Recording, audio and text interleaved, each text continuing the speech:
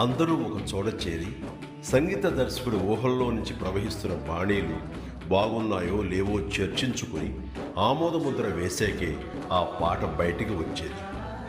మరుగున పడిన ఆ ఆనవాయితీని గుర్తు చేస్తూ మళ్ళీ మా కీరవాణి గారు విశ్వంభర కోసం పాటల్ని కంపోజ్ చేసే ప్రక్రియ మా ఇంట్లో ఏర్పాటు చేసుకున్నారు. అది జరుగుతున్న సందర్భంలో మాకు పాత రోజులు గుర్తుకొచ్చాయి. ఆపద్బాంధవుడు మ్యూజిక్ కంపోజ్ చేసే సందర్భాన్ని గుర్తు చేసుకుంటూ ఆనాటి ఆ మధుర గీతాన్ని ఆయన ఆలపిస్తుంటే మనసు తీయని అనుభూతికి లోనైంది. దాన్ని మీతో ఇలా పంచుకోవాలని మీ ముందుంచుతున్నాను. Please enjoy.